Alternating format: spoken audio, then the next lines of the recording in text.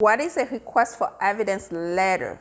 The way I take a request for evidence letter is simply a warning. For me, it's a warning. It's a warning that my case is in trouble. If I do not submit the requested evidence, it's just going to get denied. And it happens a lot. And it happens a lot to people who originally thought that their case are simple and it's easy. I'm just gonna file it myself, especially for green card based on marriage applications. People usually think that it's easy. I'm just gonna do it by myself, and they end with a denial just because they overlook something because they think it's too easy. It's just those are just forms. Let me just fill those forms by myself and submit it with the evidence that is required.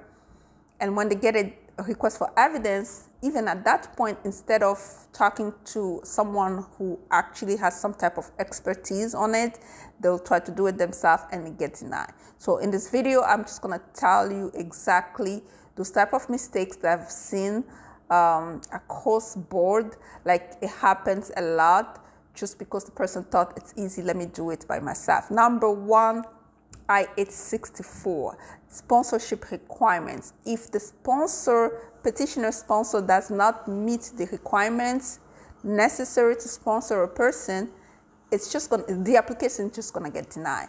And sometimes because the application is not filled out properly, the way it's supposed to be filled out, the petition the green card is gonna get denied just because of it.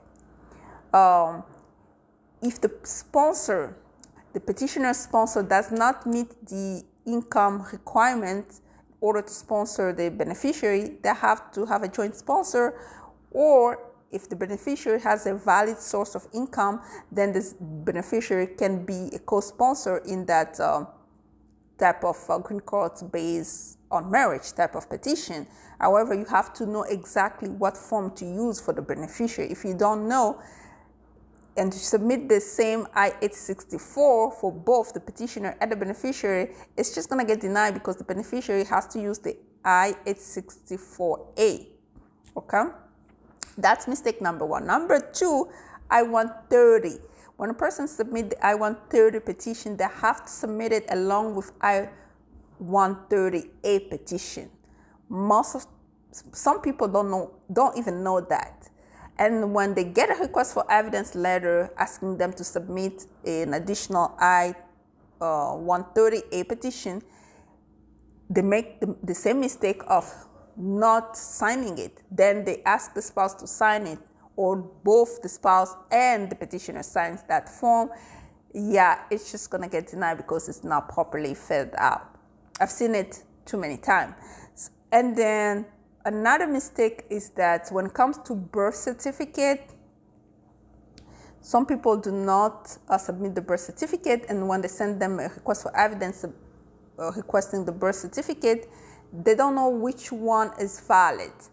You have to go to the Department of State and find out about your specific country, what is acceptable as far as USCIS is concerned. If you just go with any type of form, it's just gonna get denied.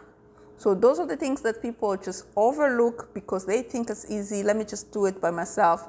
Well, my friend, if you just go with that mindset, yeah, your petition is just gonna get denied. And once you get a request for evidence letter, just pretty much understand that this is a warning. My case is in trouble. If I do not provide the necessary document, the required document, it's just gonna get denied. That's it. So that's why it's always best to have a professional look at your case or file for you, or get a consultation one-on-one with a professional. Because we've seen a lot of cases, we have a tendency to pretty much know the flow of things.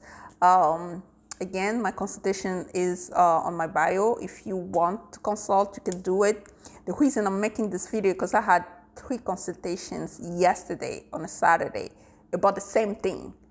The green card based on marriage application was denied after the request of evidence was submitted. Why? Because The first person did the same mistake than the second person. I-130 was submitted without I-130A. And when they submitted the I-130A, they did it wrongly. And when they did it wrongly, it was just like, yeah, a mess, and the case got denied. Now they have to start over. Can you imagine if they had consulted prior to that? They could have saved a lot of money. And then the other person, I-864, which I've seen it too many times. I-864, insufficient income. They don't know what to do. They don't know how to fill out that form properly. It gets denied. And then I've seen another thing too about birth certificate. They don't know which one to send, which is actually acceptable as far as the USCIS is concerned. They don't know where to go to look for those type of documents. It gets denied. Don't be that person, okay? Don't be that person. You want to work with me one-on-one, consultation link on my bio. Until next time, bye-bye.